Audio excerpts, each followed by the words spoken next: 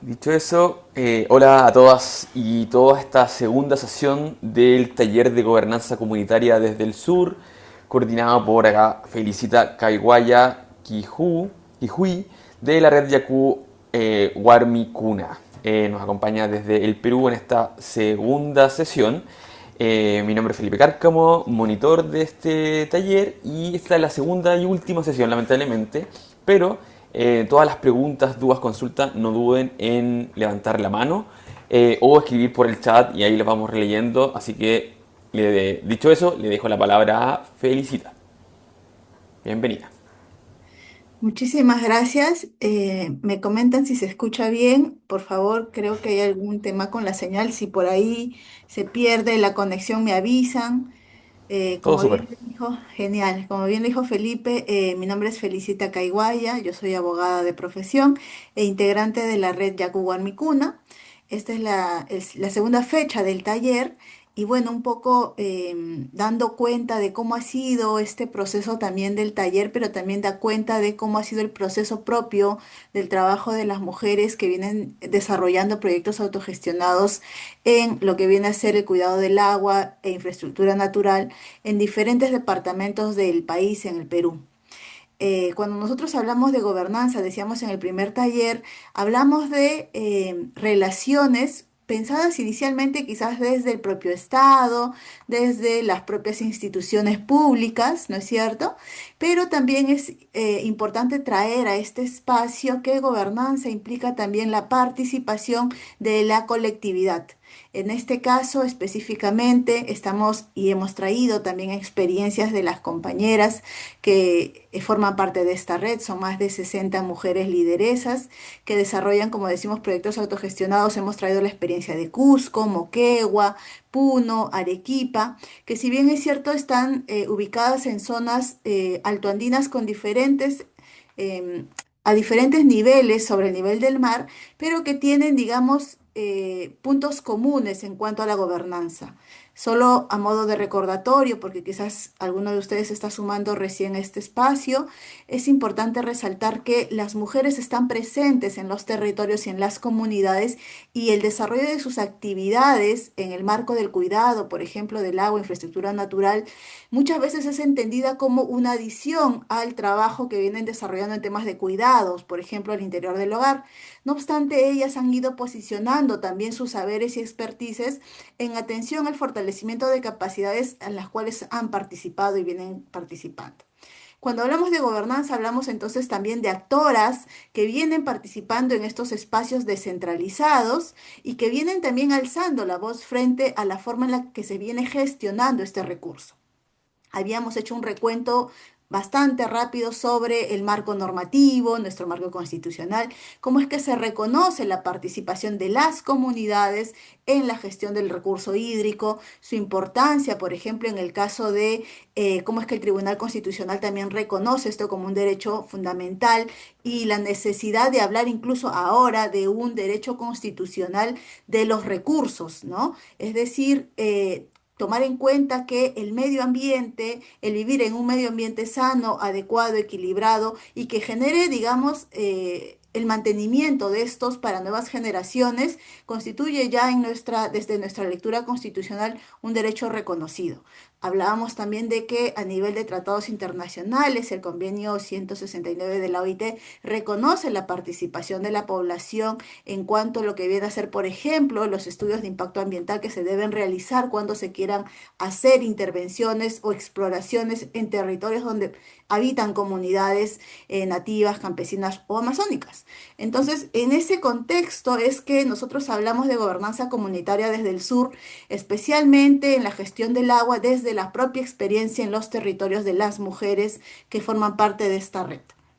Ahora, y por favor también tomen en cuenta de que en cualquier momento pueden establecer preguntas o algún comentario, por favor, solo necesitan abrir el micro. Entonces, un poco trayendo al recuerdo estos espacios, hablamos de la importancia del diálogo, de los saberes, de las identidades, cómo se vienen también construyendo y recreando estas nuevas identidades en los territorios, y cómo es que también esta concepción muchas veces puede ser como quien dice, puede entenderse como que trastoca la forma de gobernanza pensada desde un Estado, ¿no es cierto? Pero que lo que hay que sumar en ese proceso es ver la importancia y el enriquecimiento que proporciona el trabajo de las lideresas en estos espacios. Ahora, un punto también bastante importante es que hay toda una construcción social y cultural en torno a la mujer como guardiana o mujer como defensora del territorio o mujer defensora o cuidadora del agua. Estos están vinculados muchas veces a la idealización, a la no visibilización de las horas dedicadas al cuidado, al tema de la, digamos, poca participación real que tienen, por ejemplo, en espacios de toma de decisión o de poder al interior de los territorios. Hablamos de, por ejemplo, la Junta de Regantes, hablamos de, por ejemplo, las presidencias de las comunidades y cómo es en que en las instituciones públicas también se viene legitimando muchas veces esos estereotipos vinculados a la mujer cuida porque quiere, ¿no? La mujer cuida porque le sobra el tiempo. No obstante, ese tiempo que ella dedica al cuidado es un tiempo que tiene que ver con la reducción de su tiempo para su desarrollo personal o profesional, para el desarrollo de sus derechos vinculados al ocio, por ejemplo, o su propio autocuidado. Entonces, cuando hablamos de mujeres guardianas, también tenemos que tener en cuenta de que hay una serie de estereotipos que vienen también legitimándose desde espacios de poder institucionalizados. Por eso nosotras consideramos que hablar de la gobernanza que desarrollan las mujeres constituye una forma también crítica de hacer digamos, comenzar a construir conocimiento desde sus territorios.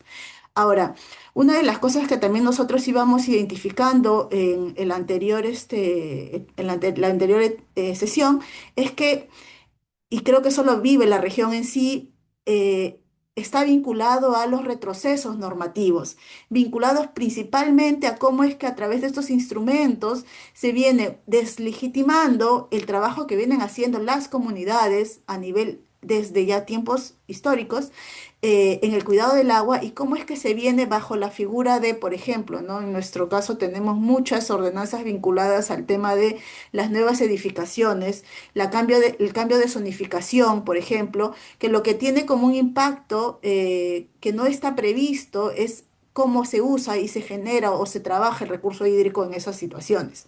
Otro tema también es el tema de la sobreexplotación de zonas más amazónicas o de selva que tiene un impacto también en lo que viene a ser el propio trabajo que desarrollan las comunidades y las mujeres lideresas en sus territorios.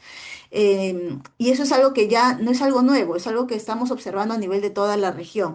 Entonces sí es importante también traer esa experiencia para poder repensar en cómo la gobernanza, incluso desde espacios de liderazgos, vienen siendo también, digámoslo de esta manera, un poco amenazados o puestos en riesgo sin tocar incluso el tema de, por ejemplo, la criminalización, que es un tema que nosotros tenemos ya, por ejemplo, hay una penalización que se llama la criminalización de la protesta. Nosotros cuando salimos a protestar tenemos el temor fundado de, por ejemplo, detenciones arbitrarias. ¿Por qué? Porque se han constituido marcos jurídicos orientados a desincentivar el ejercicio legítimo que es, por ejemplo, el ejercicio de protestar cuando hay una medida que afecta no solamente a una comunidad, sino afecta a nuevas generaciones. Frente a ello es que este trabajo desde las integrantes de la red, que como les comentaba, surge a propósito de, en época, digamos, dentro de lo que se consideraba pandemia, desde la virtualidad y que engloba una serie de mujeres, tanto de, digamos, liderazgos presentes en sus territorios, pero también mujeres que desarrollan acciones dentro de instituciones públicas, muchas han sido autoridades o son autoridades y funcionarias, pero también tenemos un componente, digamos, vinculado a lo académico para poder un poco traer estas experiencias y expresar cómo es que se vienen desarrollando, ¿no? Habíamos visto esta experiencia, por ejemplo, en Cusco, el tema de cómo es que la clausura, que es una práctica ancestral que se viene trabajando en atención a la recuperación de espacios que se han ido perdiendo, pero que tienen un componente bastante importante, por ejemplo, con la creación de las cochas, que vienen a ser aquellas cochas artificiales, o el trabajo para, digamos, realizar procesos naturales de infiltración del agua. En el caso, por ejemplo, de Cusco, en el caso de Puno, las experiencias orientadas a poder rescatar y descontaminar el lago Titicaca, que es un lago emblemático de esta zona, cómo es que la propia, digamos, las propias organizaciones han iniciado diferentes campañas orientadas o acciones orientadas a poder descontaminar este espacio tan importante, no solamente para la flora y la fauna, sino también para la propia población. Recordando también que se dio, y de hecho existe una ordenanza aprobada a nivel regional que reconoce al lago Titicaca como un sujeto de derechos, ¿no? ¿Qué implicancias tiene ello? También qué, digamos, los desafíos se enfrenta, porque recordemos que la propuesta en estos espacios, si bien es cierto, son impulsadas por espacios de mujeres, lideresas, entendemos que también puede generar, digamos, situaciones de confrontación con otros grupos poblacionales que pueden ver el espacio, por ejemplo, el lago Titicaca, más como un espacio turístico, pero que tiene que estar vinculado al tema de su cuidado. Esa es un poco la apuesta por la que se ha promovido esta ordenanza en este espacio. Y no es la única experiencia a nivel del Perú, por si acaso. También tenemos una resolución a nivel del Poder Judicial que reconoce, por ejemplo, eh, a un río como sujeto de derechos. Entonces vienen dándose este tipo de propuestas vinculadas al uso de los instrumentos, por decirlo de esta manera, institucionales, para poder garantizar y cuidar este recurso. Porque entendemos que el solo, digamos, la sola existencia de levantar la voz o generar protestas no necesariamente responde siempre al propio, digamos, cuidado del ecosistema y del recurso propiamente. Entonces, creo que ha sido interesante poder evidenciar cómo es que mujeres de diferentes comunidades de Puno se han organizado para poder hacer frente a digamos, a esta pérdida del recurso, pero más desde una incidencia legislativa, desde sus propios espacios y comunidades. Ellas ahorita, por ejemplo, vienen trabajando en lo que viene a ser la difusión y la elaboración del reglamento, porque una de las cosas que hay que tomar en cuenta es que, si bien es cierto, puede haber un documento que reconozca la categoría de sujeto de derechos, si este no aterriza en algo más, digamos, a modo de reglamento, su implementación termina siendo inexistente. Entonces, vienen trabajando en ese espacio y ese trabajo lo hacen no solamente a nivel del Perú, sino también de articulación con otro país como es Bolivia, con quien se comparte este espacio de recurso hídrico importante. Y un elemento también interesante es que, por ejemplo, en nuestro país tienen una tradición, por decirlo de esta manera, tradición minera, pero que tiene también un alcance bastante perjudicial cuando este ejercicio se desarrolla sin ningún tipo de control, ni ningún tipo de evaluación ni monitoreo de esas actividades. Estamos pensando, por ejemplo, en la propia experiencia que, a propósito de esta conversación que las compañeras tenían con también instituciones y organizaciones de Bolivia, es que el incremento, por ejemplo, de las minerías artesanales en los bordes de los ríos, ¿no? En el borde también o en los bordes del lago.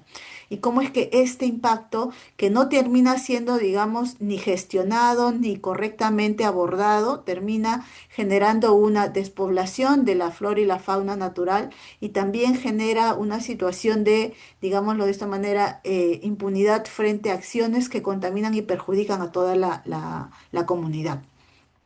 Esta es una experiencia que queríamos un poco conversar y conversamos en su oportunidad. En el caso de Arequipa veíamos la experiencia de cómo es que el fortalecimiento de capacidades iba desde experiencias de promociones de por lo menos 6 años en el tema de brindar capacidades y herramientas técnicas a las mujeres que desarrollan acciones de liderazgo en zonas altoandinas, especialmente en esta zona de Arequipa. Y cómo es que una de las preocupaciones que, por ejemplo, no se veía en las otras zonas estaba vinculada a que en estas experiencias la importancia de la autonomía económica iba de la mano con la importancia de la preocupación medioambiental.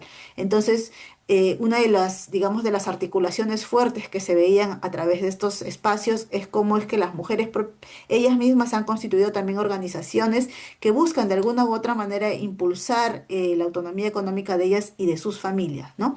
Y la experiencia propia de una mujer que viene liderando el espacio de gestión de la Reserva Nacional de Salinas y Aguada Blanca, que es una, decíamos, es un espacio de cuidado de flora y fauna, es una reserva natural que tiene la particularidad de que requiere una gestión o una administración departamental que no solamente es de Arequipa, sino también es de Moquegua, por ejemplo, y tiene que haber y existe de hecho una mesa de trabajo ahí en donde viene participando una mujer que ha sido formada en este espacio de fortalecimiento de Sinchihuarmi.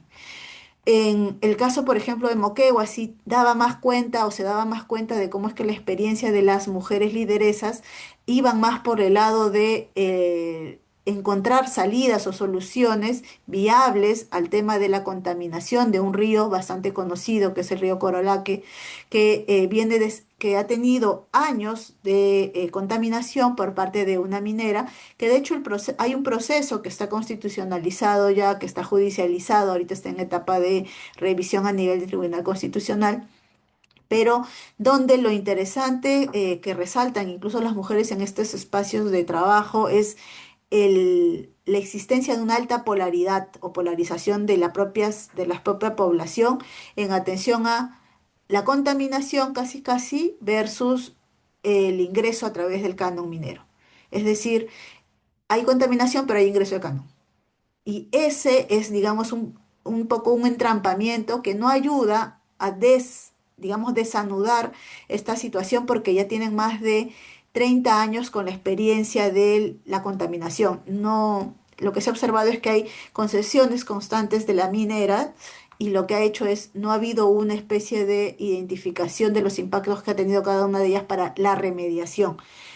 Muchas de estas compañeras no consideran que, y es justo mencionarlo también y válido también que lo planteen, que haya interés por hacer un real proceso de remediación, porque lo que se viene dando, dicen ellas, ahorita se viene gestionando, por ejemplo, a nivel de Moquegua, en ¿cómo le llamamos nosotros? El cambio de zonificación. Y ese cambio de zonificación lo que viene dando es acceso para que diferente población pueda tener, digamos, zonas que eran consideradas de cuidado, para que sean consideradas ahora zonas de uso agrícola. Y si bien es cierto, está, digamos, sumado a la existencia de la presencia de mineras de manera ancestral, por decirlo así, para algunos, la presencia de una zonificación que está orientada a poder masificar un poco el uso de estas zonas para fines más, no necesariamente de sostenibilidad familiar, sino más de comercialización, tiene un impacto en la propia distribución del recurso. Es decir, hay un recurso que está siendo contaminado hace muchos años, que aún no encuentra una salida, que se ha judicializado y se ha entrampado en esta, digamos, disputa, eh, y que adicionalmente a ello se suma el cambio de zonificación, que lo que hace es generar mayor estrés hídrico en la zona y que tiene un impacto no solamente en cómo se ve ahora esto que era un valle, que ya parece más una zona desértica, sino también la propia, digamos, articulación interna de la población. Muchas de estas mujeres incluso son hijas de líderes y lideresas que actualmente incluso se encuentran desaparecidas. Es decir, que no se sabe sobre su situación ni cuál ha sido su estado actual, no se tiene conocimiento de ello y muchas de ellas adjudican que esa forma de acción está vinculada a el propio ejercicio de acciones, digamos, de minería, no necesariamente minería regulada, sino también ilegal. Y eso genera un mayor, digamos, estigma respecto a las propias acciones que desarrollan ellas como mujeres lideresas. Es decir, se sienten mucho más inseguras y expuestas a la violencia. Es más, en algún momento tuvimos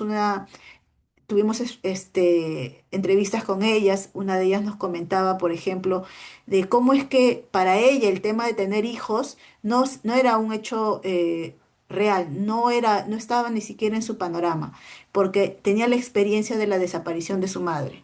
Y ella decía, yo cómo tengo la garantía de si tengo a mis hijos no me los desaparezcan, porque yo soy una lideresa y tengo visibilidad. Entonces creo que exista ese tipo de pensamiento en una persona da cuenta del tipo también y de la forma de violencia extrema en la que están sujetas las mujeres, no solamente por ser lideresas, sino también por ser mujeres. Es decir, imagínense ustedes también el peso social que existe sobre aquellas mujeres de estos espacios muchas veces comunitarios que no tienen hijos, que no se comprometen, no están con pareja. Eso tiene un peso social bien fuerte, si ustedes pueden dar cuenta. Muchas comunidades el vínculo familiar es un vínculo indispensable, incluso para que se reconozca como parte de la comunidad, como una comunera. Entonces, entendemos que la propia experiencia de la gestión comunitaria que ellas desarrollan a través ya sea del monitoreo ambiental, ya sea de levantar su voz frente a la contaminación o al cambio de zonificación que afecta el uso de recursos y genera mayor estrés hídrico, tiene un impacto en su propia vida, en su propia psique y en su propio desarrollo personal. Pero esto es algo que aún, digamos, no tenemos una judicialización de casos semejantes, pero existen.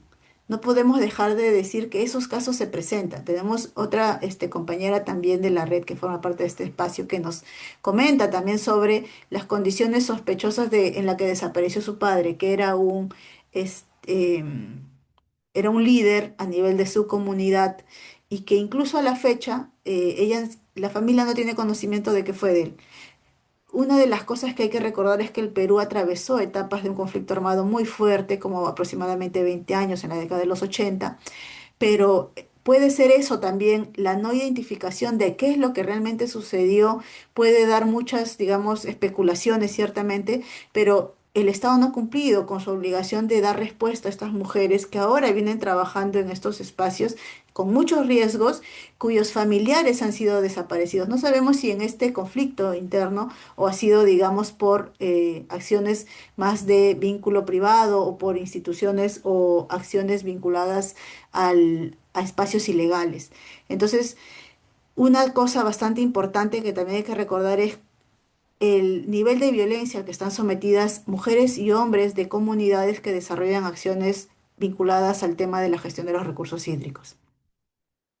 Ahora, quedábamos también en que era importante resaltar cómo se distingue un poco la propia experiencia a nivel de lo que viene a ser más zona de selva. Nosotros en el país tenemos, digamos, la ventaja o compartimos con otros países vecinos la, la posibilidad de tener zonas tanto zona altoandina como zona de selva, zona costera. Y en el caso de la gestión, por ejemplo, que hemos podido recoger a nivel de lo que es selva o Amazonía, hemos podido identificar también que vinculado al tema del cuidado del agua, necesariamente está también la preocupación por la reforestación o por el desarrollo de acciones vinculadas al sembrado de plantas, pero estas plantas tienen un sentido, son plantas que son captadoras de agua, como por ejemplo el aguaje, la ixinca o el oje, que tienen incluso que ser constantemente revisadas, ¿no? Nos comentaba ahí una compañera que venían trabajando a través de sus propias organizaciones para hacer una revisión de cada 3 meses de cómo es que se viene desarrollando el crecimiento de estas plantas.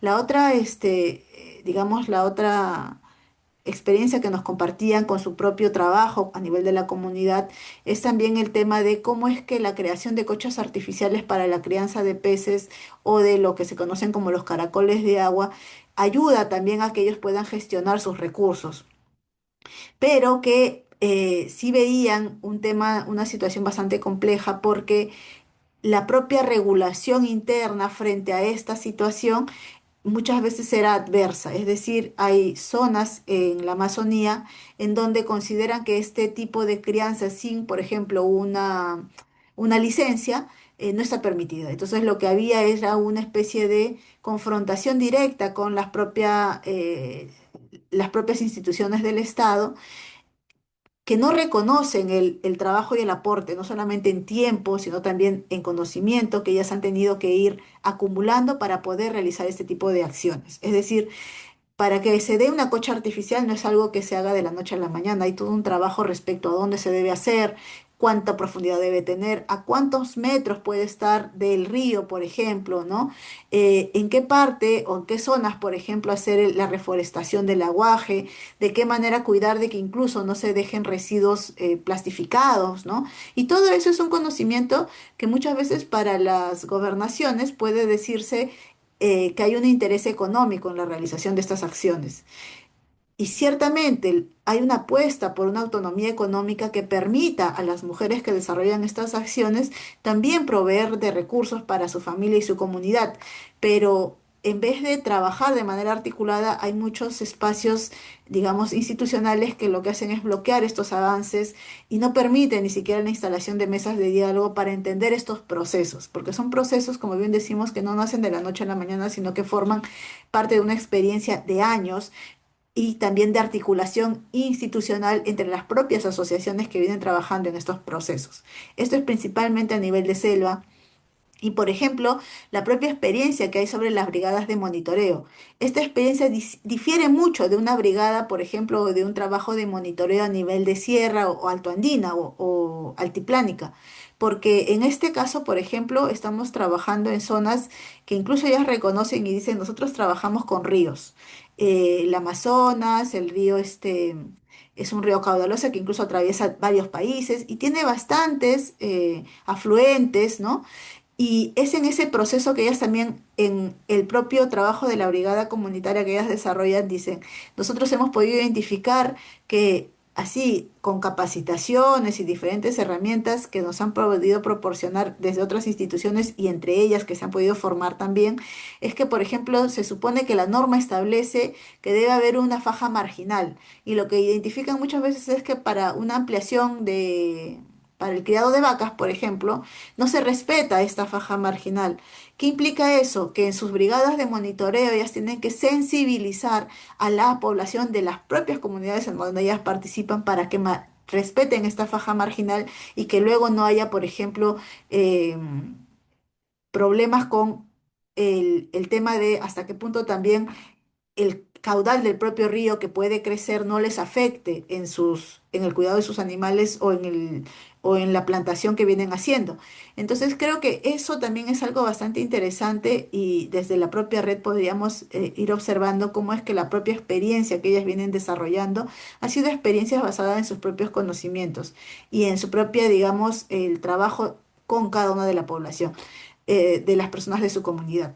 Incluso nos mencionaban también de que en el marco de estas jornadas de monitoreo, ellas incentivan a que la propia población de manera responsable también desarrolle el sembrado de plantas captadoras de agua, también pensado como que usen ese recurso para alimentación propia o para realizar también actividades de emprendimiento. Ejemplo, los aceites esenciales en el caso del aguaje, ¿no?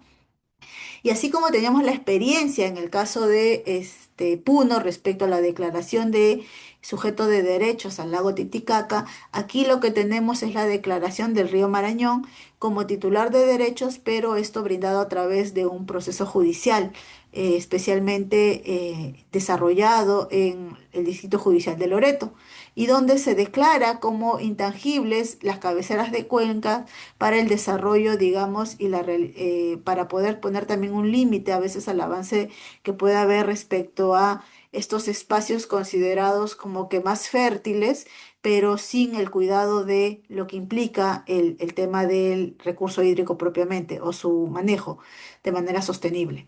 Esta es una experiencia que se trajo desde ese espacio y ahora si me permiten, quiero dejar un ratito de compartir mientras ustedes me van dando algún alcance y quiero, o alguna consulta si hubiera, no hay problema, porque quisiera compartirles la experiencia de Tarapoto. No sé si hay alguna consulta, algún comentario.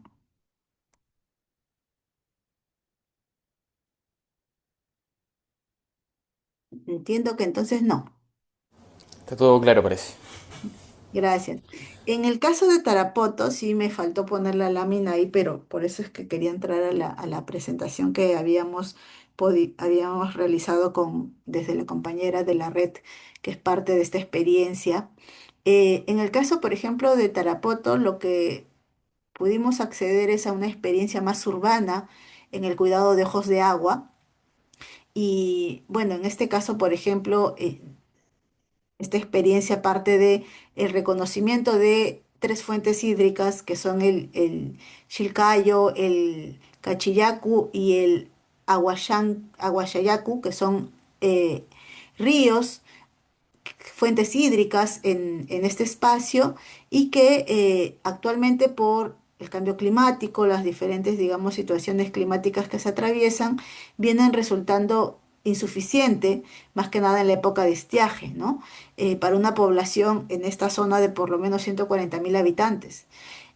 Recordemos también que no hemos sido ajenos a la experiencia de los incendios forestales. Por ejemplo, Tarapoto el 2024 sufrió un incendio forestal de gran magnitud que tuvo a la propia ciudad sin agua potable por lo menos 2 meses. Y esa situación es la que generó de alguna u otra manera el poner la atención de la propia población, una población más urbana, sobre el propio cuidado de los espacios hídricos que tienen, ¿no? Y eso incluyó el tema de la preocupación por los ojos de agua.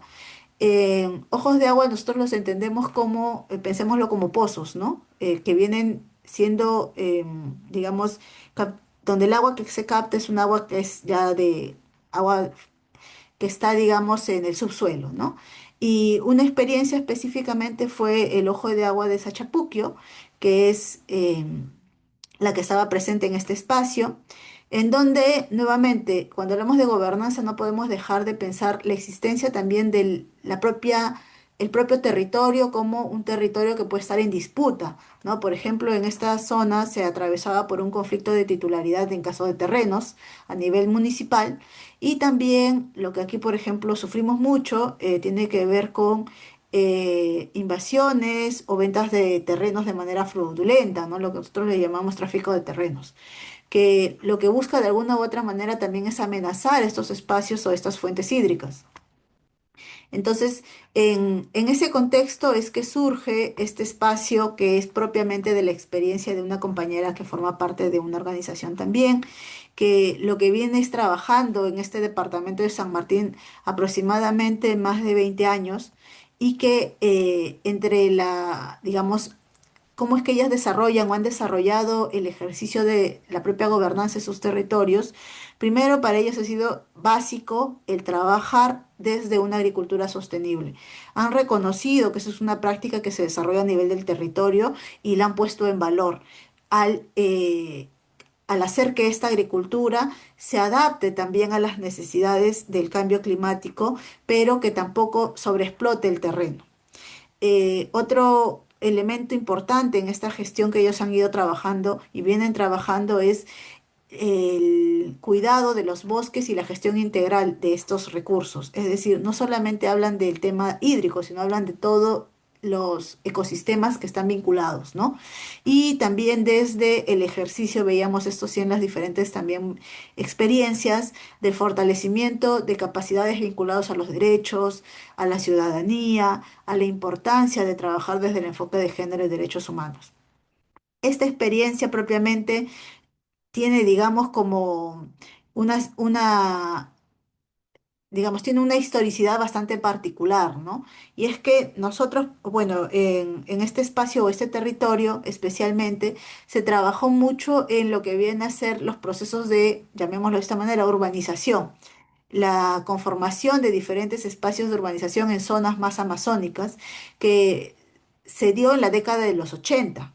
Miren cuántos años ya ha pasado, y que en ese proceso de urbanización lo que se hizo fue cerrar o apagar sus ojos de agua. Eh, pero a propósito de la propia experiencia que tuvieron de diferentes, digamos, escasez de recursos, es que comienzan a identificar la ubicación de sus ojos de agua para cuidarlos. Pero también reconociendo que un proceso de urbanización va a tener que ser adecuado porque no se puede, digamos, se ha ido comprendiendo, es que no se puede, bajo la figura del de urbanizar un espacio, sacrificar recursos, como en este caso el recurso hídrico. Entonces, este proyecto que tenía, por ejemplo, ya la conformación de 20 manzanas, se quedó en la conformación de 5 porque identificaban que era insostenible el tema de tener más población, menos recursos y el peligro que tenía el tema del cuidado de estas fuentes o manantiales naturales. Y se reconoció que por lo menos desde la década de los 70, esta zona, Tarapoto, contaba con anillos de fuentes de agua, lo que nosotros conocemos como ojos de agua, y que poco a poco estos se han ido secando. Entonces, la idea propia de hacer del agua potable ha generado también una especie de idea respecto a cómo es que la potabilidad del agua, es decir, que llega al domicilio, muchas veces se genera desde la inconsciencia de cómo es que se cuida el propio recurso. Entonces, el trabajo que ellos han venido realizando es desde identificar esos espacios, reconocerlos, visibilizarlos y cómo es que poco a poco la existencia, la práctica han ido abandonando, desapareciendo estos ojos de agua y el trabajo actual es volver a recuperarlos, pero no para sobreexplotarlos, sino más bien para reconocer su importancia frente a amenazas vinculadas, por ejemplo, como decíamos nosotros, al tema de desabastecimiento, temas de incendio y cómo es que también el crecimiento urbano tiene un impacto adverso en el cuidado de estos recursos. Entonces, la experiencia, por ejemplo, de el cuidado del ojo de agua en Sachapuquio, es bastante particular porque aquí han tenido que trabajar mucho a nivel de las propias municipalidad para que se pueda reconocer y se pueda, digamos, generar mediana intangibilidad de ese espacio. Porque siempre, cada gestión que entra es nuevamente negociar, nuevamente sentarse a la mesa, explicar por qué es importante, por qué frente a situaciones de incendios o estiaje es necesario cuidar esos recursos y no solamente cuidarlos a nivel de cantidad, sino también de calidad, porque este problema de lo que es la contaminación, la acumulación de la basura, el uso inadecuado de recursos que a veces de residuos que se vierten al río tiene un impacto también en los ojos de agua. Entonces, es como un trabajo casi casi de hormiga, pero que han venido este grupo, esta asociación trabajando y también sensibilizando a la propia población, que pensemos también de esa manera, es una población ya urbanizada, que tiene incluso una concepción respecto al tema de los servicios y que es un trabajo, digamos, de ida y vuelta, no solamente con ellos, sino también a nivel de las municipalidades. Entonces, eso ha generado un poco este trabajo de articulación que ha tenido como un impacto positivo la recuperación de este espacio hídrico, pero también de su reconocimiento legal. Sachapuquio tiene un reconocimiento a nivel de ordenanza también para el tema de su cuidado y cómo es que esta recuperación también tiene que ir desde de la mano de la sensibilización para que no se sobreexplote los ojos de agua. Ahora, esa fue una experiencia que, por ejemplo, llevamos incluso a Flaxo, Argentina, el año pasado al Congreso em, en donde también presentamos algunos de nuestras experiencias. Y bueno, en cuanto a lo que venimos hablando sobre el tema de la gobernanza, es resaltar también cómo es que es necesario a nivel de las diferentes instituciones eh, u organizaciones y los propios liderazgos femeninos, el apostar y trabajar por una plataforma multiactores que ayude de alguna u otra manera a dinamizar el lenguaje, a establecer compromisos reales que puedan también ser ejecutados, ¿no? Y la experiencia, por ejemplo, de Sachapuquio era también cómo es que ese proceso legal para el otorgamiento de derecho en cuanto a al propio cuidado de este recurso a nivel local, que implicaba un poco, digamos, nosotros lo que tenemos es un ordenamiento jurídico que lo que dice es que todos los recursos, incluso los hídricos, forman parte del Estado, ¿no? Es el gobierno central que administra estos recursos. La experiencia de Sachapuco es interesante, ¿por qué? Porque lo que hizo y trabajó mucho fue en identificar canales de diálogo para poder hacer que la gestión de este recurso, que es los ojos de agua, sea a nivel local. Es decir, que el gobierno local asuma el cuidado de este recurso, pero con participación de la propia comunidad y de las mujeres que vienen trabajando en estos espacios. Entonces, si se dan cuenta, hay diferentes niveles de gobernanza, decimos nosotras, y el cómo también vienen desarrollándose desde una gestión comunitaria, social, territorial, no solamente a nivel de las comunidades, sino también a nivel de la propia, digamos, a nivel de las diferentes instancias, ¿no? Y por último, antes de que nos gane el tiempo, ahí me gustaría compartir ya estas últimas láminas. Un minutito. A ver, a ver. Ujú. ¿Me comentan si se ve? Sí, Ahí, genial. Muchas gracias. Quiero mover esto. A ver. Quiero ponerlo en modo presentación. Ya, ahora sí. Entonces, a modo, digamos, de ya cierre, un poco también ver cuáles son los resultados que hemos podido identificar en el caso de la propia gobernanza, es que es real que nosotros, y creo que en la región es bastante también visible, que se está presentando situaciones de mucha escasez en el caso de recurso hídrico, ¿no? Las mujeres son las primeras en observar esta situación y posiblemente esto vinculado a los temas de cuidado que tienen a nivel del hogar. Por eso es que también se visibiliza esta escasez inicialmente desde el ejercicio que ellas desarrollan. Eh, Hay digamos, una alta incidencia también en que las propias mujeres y lideresas buscan promover la prohibición de la minería, por ejemplo, en cabeceras de cuenca o zonas que vienen afectando estos recursos, pero pensado también no solamente desde un plano, digamos, de prohibir por prohibir, sino evaluando también que hay un impacto bastante fuerte en el caso de la propia población y en en garantizar ese recurso para nuevas generaciones.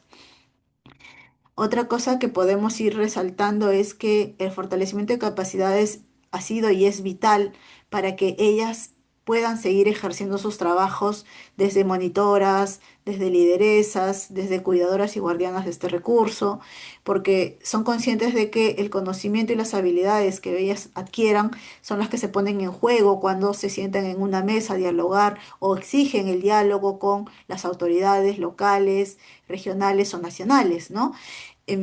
Ahora, en el propio desarrollo de su liderazgo, el liderazgo femenino es un liderazgo bastante, a ver, considero a mi modo personal de pensarlo bastante interesante y bastante particular, ¿no? Porque para muchas de ellas el ejercicio de liderazgo pasa por, uno, el empoderamiento y el diálogo y el conocimiento técnico, pero también para otras parte de el propio conocimiento que vienen trayendo desde sus experiencias en sus comunidades y éstas exigen también de ellas determinados esfuerzos que, digamos, no se les pediría a veces a los líderes varones, ¿no?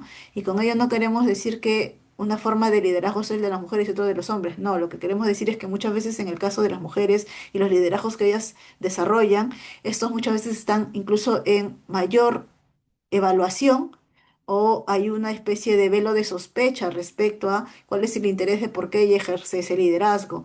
Lo que muchas veces no pasa cuando los líderes están en los espacios públicos. Creemos que eso se puede deber, y de hecho hay bastante investigación en torno a ello, de que hay todo, digamos, una construcción respecto a los espacios, ¿no? El espacio público y el espacio privado, ¿no? ¿Quién ocupa cada espacio y cuándo se sospecha de alguien que ha pasado al espacio que entre comillas no le corresponde, ¿no? Y en el caso, por ejemplo, del monitoreo del agua, pues las mujeres participan, han participado y van a seguir participando en a través de estos espacios, pero también identificando la importancia del saber, no solamente ancestral, o el saber que vienen teniendo desde sus propias experiencias en sus comunidades, sino también del saber tecnificado y apostando por prácticas sostenibles. Eh, a ver, déjame ver si podemos pasar en la siguiente. Entonces, creemos que existen brechas, y eso lo hemos sacado incluso del informe que tiene aquí las diferentes instituciones, que sí visibilizan digamos, estos procesos que hemos ido identificando cuando hablábamos en el primer taller, es decir, la falta de representación, la poca presencia de la mujer en espacios de liderazgo, la migración masculina de diferentes edades, ¿no? En determinados periodos, la carga de trabajo, eh, la falta a veces de conocimiento. Muchas mujeres, si bien es cierto, ahorita la tasa de analfabetismo femenino es bastante baja, pero eso no se condice con el dónde están ellas en los espacios de toma de decisión. El tema también de las oportunidades de capacitación. Muchas veces las capacitaciones están pensadas desde una persona con lectoescritura, y algunas de estas, de nuestras lideresas, incluso de lideresas que desarrollan su trabajo, no están en esas condiciones. Entonces, sí es interesante, importante también reconocer que el desarrollo de las capacidades también parte por adecuar esos fortalecimientos a la propia población, y que esto genere o ayude a reducir las propias brechas que se identifican en caso de su participación y de el desarrollo de su potencialidad, ¿no? Ese ha sido un poco la presentación, y de hecho nos agradecemos mucho el espacio, el poder tener también la oportunidad de dejar estas experiencias y que nos puedan también conocer a través de nuestras redes, ¿no? Muchas gracias. Muchísimas gracias, Felicita, por el resumen también de cada uno de los casos y los niveles también de organización que van desarrollando. Preguntar también a la sala si hay preguntas, consultas o si quieren profundizar en uno de los temas que Felicita acaba de mencionar durante esta sesión. Ahí Lorena había mencionado anteriormente que todo estaba claro. Francisca Lina Reyes nos menciona que muchas gracias por la información. Yo tengo una pregunta, Felicita, a propósito de el trabajo que ustedes realizan en red, que finalmente, a mi ojo, también realizan finalmente con una comunidad de práctica, como de cuáles son los ejercicios que tienen que ir desarrollando en la medida en que cierta conflictividad, específicamente con el agua, va avanzando, ¿no? Y sobre todo como incidencia comunitaria en espacios de toma de decisiones, finalmente.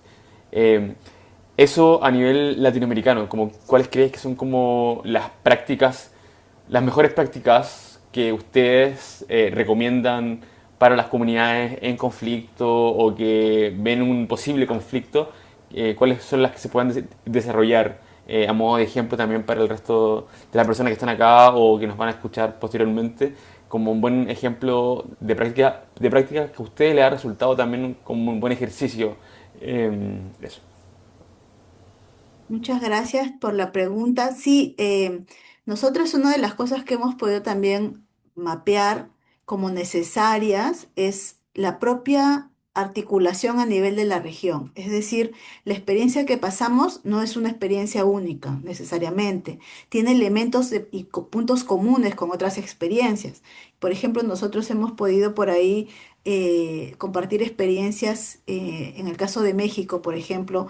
Se creó incluso una comunidad a propósito de el compartir este tipo de cómo se viene, por ejemplo, judicializando el caso para la declaración de lo que viene a ser el sujeto de derecho en el caso del lago Titicaca, o en el caso, por ejemplo, con Colombia, viendo cómo ellos han ido trabajando en la propia identificación a nivel constitucional de este derecho, ¿no? El derecho a un ambiente, o sea, cómo aprovechando ese derecho de el derecho a un ambiente saludable, se puede exigir también el cumplimiento de que no haya vertederos, no haya digamos, no sé, de tratamiento del agua correctamente, o por ejemplo, cuando decíamos hay este tema de regresión normativa que no apuesta por el cuidado medioambiental, sino más bien apuesta por el desarrollo, por decirlo así, económico. Y esa experiencia no es solamente la nuestra, entiendo también desde Argentina tienen una serie de situaciones vinculadas a ello. Ciertamente la distribución estatal es diferente, nosotros somos un estado, decimos estado unitario, pero descentralizado, ¿no? Argentina es federal, por ejemplo, México también. Entonces, las experiencias se han ido partiendo desde poder reconocer cómo es desde estas propias, digamos, territorios situados, cómo han ido gestionando también sus recursos. En la experiencia que fuimos para lo de Flaxo nos ayudó mucho a tener contacto de cómo vienen desarrollando el tema de los cuidados frente a la situación de las modificaciones también normativas. Entonces creo que por ahí la experiencia para nosotros es, hay una red interna que es a nivel del país, pero entendemos que lo importante también es mantener hacia afuera para poder un poco conocer y hacer este intercambio. Actualmente estamos trabajando en poder realizar un amicus curiae para el caso de la contaminación del río Coralaque, que está a nivel constitucional. Y somos conscientes de que políticamente no es el mejor momento. Estamos atravesando una situación política muy parecida a la de ustedes. Hay un gobierno que no cree para nada en los recursos, ni en el derecho de las mujeres, ni en género, ni en nada de ello. Y esto sí lo digo a título personal, no puedo hablar por la red en este punto, pero también es importante reconocer que nuestro trabajo está en esa línea, ¿no? Incluso cuando es adverso el panorama social y político, lo interesante de la red, y decíamos en el primer espacio, la red también sostiene, ¿no? Y creo que eso es algo que hemos ido construyendo. Eso es lo que un poco podría comentar en atención a lo que nos consultan, ¿no? Súper, muchas gracias. Felicita. Lina tiene la mano levantada también. Lina. Hola, ¿cómo están? Bueno, me surge una duda. Yo veo que este proceso ha sido súper organizado y pues está compuesto de muchas personas, ¿no? Y sobre todo mujeres. Y me parece muy bueno y felicito la acción porque es muy buena, ha hecho un gran trabajo. Sin embargo, bueno, también hago parte de una veeduría ciudadana acá más local y me parece que ha sido un desafío el tema organizativo, porque no todos tenemos los mismos tiempos, hay que trabajar, la veeduría no recibe ingresos, entonces como que los ingresos salen de nosotros mismos y si nosotros no tenemos trabajo, pues muy triste. Entonces como que esto, uno intenta motivarse, pero esto como que ay, cuesta un poquito. ¿Cómo ha sido eso en tu organización? Felicita. Sí, gracias Lina por tu consulta. Ciertamente, tampoco podemos idealizar los espacios de trabajo a nivel, digamos, de red, ¿no? Porque somos conscientes de que son muchos los desafíos, desde personales, económicos, profesionales, ¿no? Que nos ponen a veces contra las cuerdas.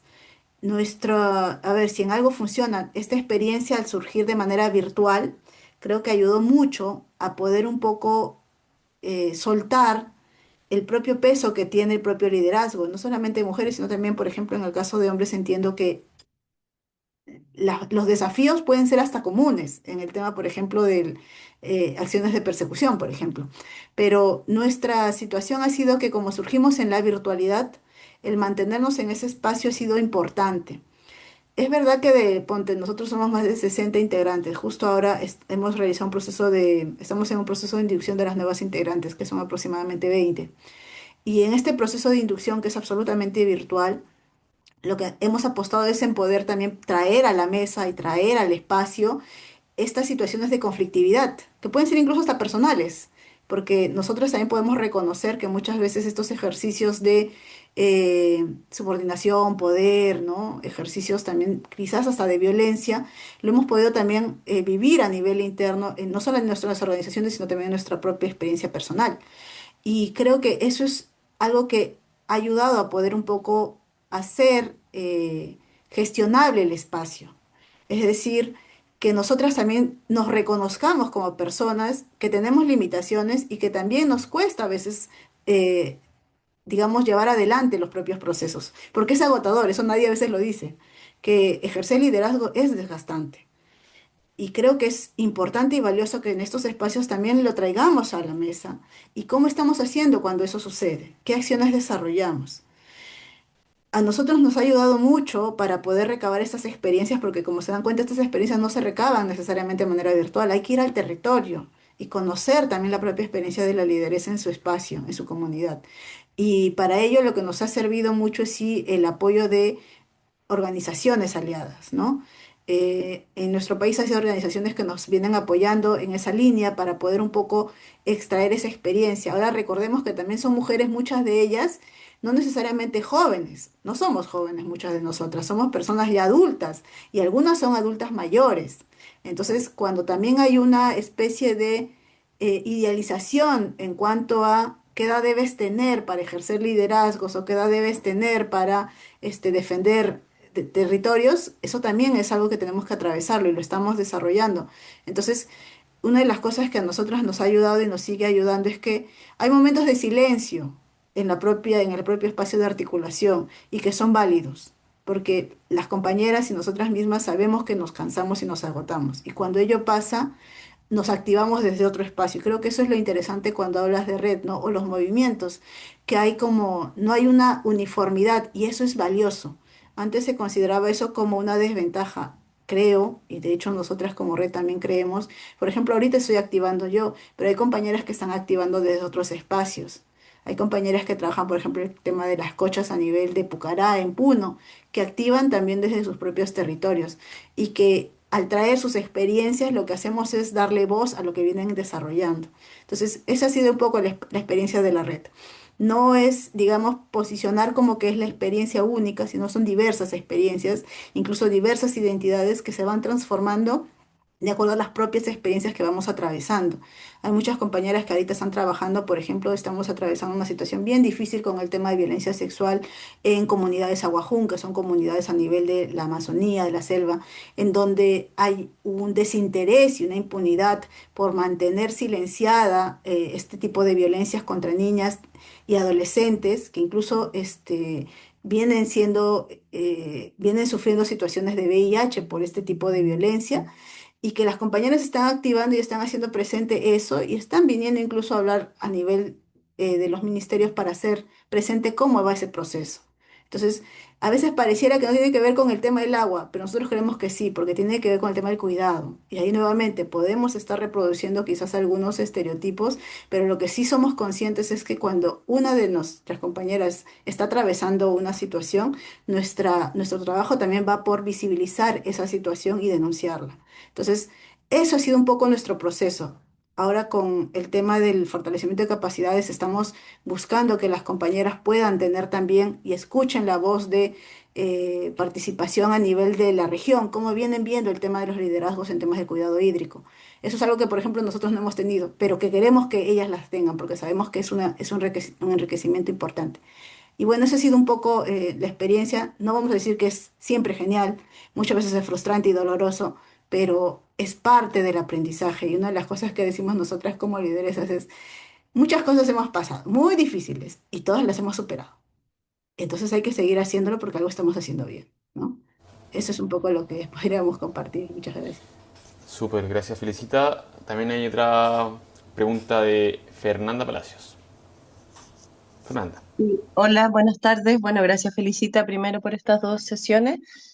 Yo te quería preguntar algo que me llamó la atención como desde la sesión anterior y que tiene que ver quizás con algo más interno de la organización y que tú hablas, has como mencionado varias veces como la composición al parecer mixta que tiene la organización entre lideresas a nivel más territorial, académica, gente que está como en otras instituciones. Entonces, primero para saber si eso es así y en caso que sea así, también si nos pudieras comentar un poco cuáles han sido como los aprendizajes de esa articulación, también entendiendo las tensiones que a veces generan en las organizaciones de mujeres esas procedencias distintas, las académicas con las territoriales, con las militancias más comunitarias y las institucionales, por supuesto. Sí, gracias, Fernanda. En el caso de, por ejemplo, la variedad de participantes en la red, es que nosotras al surgir de este programa de formación que se da por el 2020 y que culmina el 2023, son como tres promociones, yo fui una de la del 2022 si no me equivoco, lo que se desarrolla a partir de esa propia experiencia, porque inicialmente el programa lo que buscaba era que conformaran esta formación personas que vienen desarrollando proyectos de cuidado del agua, diferentes zonas. Por ejemplo, yo trabajo en el tema de cuidados de humedales. Otra compañera trabaja en el cuidado del lago Titicaca, otra compañera es autoridad del agua, por ejemplo, en el norte, en Piura, supongamos. Y cada una de ellas ha ido sumando en ese proceso. De todas las participantes, las que hemos podido un poco mantener el espacio, es verdad que hay personas que ahorita, por ejemplo, están desarrollando más investigación y su trabajo de investigación parte por articular con las compañeras que desarrollan trabajos en los territorios. Entonces creo que eso ha sido una especie de simbiótica que se ha ido desarrollando y ha sumado, no sin situaciones, digamos, de conflictividad muchas veces. Pensando en qué sentido, sabemos nosotras de que, y se han dado, y las compañeras son conscientes de eso, de que a veces hay una apropiación del conocimiento. Y eso es a lo que nosotros tenemos que cuidar mucho. Una de las cosas que nosotras tenemos, porque no lo he comentado, pero nosotras como red no estamos constituidas, no tenemos personalidad jurídica, pero muchas de las compañeras tienen organizaciones, asociaciones que están constituidas y que ellas incluso tienen compañeras que son de su propia organización. eh, una de las cosas que hemos ido haciendo en ese proceso de los 3 años que ya tenemos es generar la confianza. ¿En qué sentido? Nosotras establecemos, por ejemplo, yo me dedico al tema del cuidado de los pantanos, pero a mí también me gusta hacer investigación. Una de las cosas que nosotros hemos ido aprovechando en ese proceso de aprendizaje común es necesitamos visibilizar las experiencias de todas. Y ese proceso lo hemos iniciado el año pasado con por lo menos unas 6 experiencias que nos pudieron financiar para recoger esa información. Y que ahorita estamos trabajando en artículos para poder visibilizar las propias experiencias desde las propias organizaciones. En el caso de las compañeras que han sido, por ejemplo, funcionarias, que muchas de ellas han estado formando parte de gobiernos regionales, locales o provinciales, muchas de ellas nos dicen, mira, yo no puedo activar ahorita, he tenido un bebé, estoy trabajando, he iniciado esto, pero me desocupo el próximo año y integro. O sea, a veces funciona de esa manera. No es que todas estemos juntas siempre. Nosotros tenemos un comité que es como que el comité organizador, que es un comité de por lo menos, suponte, unas 15 20 personas, y sobre ello vamos gestionando. Pero la propia red en sí va tomando información de qué estamos haciendo, dónde estamos presentando, qué estamos visibilizando y también qué oportunidades hay para articular en donde ellas también dicen, ah, yo puedo, esto me interesa, va con el propio trabajo que desarrollo y nos tendemos como puentes. Entonces, eso ha ayudado a poder generar también la confianza. Y los procesos simplemente no son siempre lineales, pueden ser de ida arriba abajo, ¿no? Entonces, eso ha sido un poco, digamos, nuestro propio proceso y las organizaciones también, por ejemplo, las cooperantes, ven que aunque no estemos constituidas, estamos trabajando, porque hemos hecho bastantes cosas, de hecho, y les parece bien que sea de esa manera. Entonces, por ahí también estamos un poco contentas de poder dar cuenta de esa experiencia de confianza desde diferentes niveles, ¿no? Eso quizás pueda dar un poco de alcance de lo que comentas. Gracias. Muchísimas gracias, Felicita, y también por contarnos como estos detalles que a veces pasan por alto y se desconocen probablemente, y llevarlo en el fondo también a la palestra como un espacio clave dentro de la organización y sus dificultades en este entramado que tú mencionabas más policéntrico de organizaciones y que tiene esta dificultad humana, logística, de presupuesto muchas veces, como mencionaban también en los comentarios. Muchas gracias, Felicita, por estas 2 sesiones de Gobernanza desde el Sur. Un taller también súper práctico. Cualquier cosa, detalle, quedamos conectados a todos los participantes. No olviden posteriormente en realizar su encuesta de satisfacción para obtener también el certificado de participación de este taller. Y nuevamente, muchas gracias, Felicita, por participar desde la U Socioambiental en esta versión 2026. Para nosotros es un placer y también obviamente el ímpetu de la U Socioambiental es generar esta red a nivel latinoamericano con experiencias distintas. Así que muchas gracias, Felicita, nuevamente, y mándale también todo el saludo a la red Yaku desde el ONG FIMA, desde Chile y también de las personas que están acá participando de muchos países. Muchas gracias, Felicita. Muchas gracias. Gracias por el tiempo. Cuídense. Muchas gracias, que esté Muchas muy bien. gracias, excelente taller, muchas gracias. Chao, Lorena, Francisca, Natalia, Sandra, Fernanda, Lina, Iván, Isabel y Ángel. Cuídense, que estén muy bien. Gracias. Chao, chao.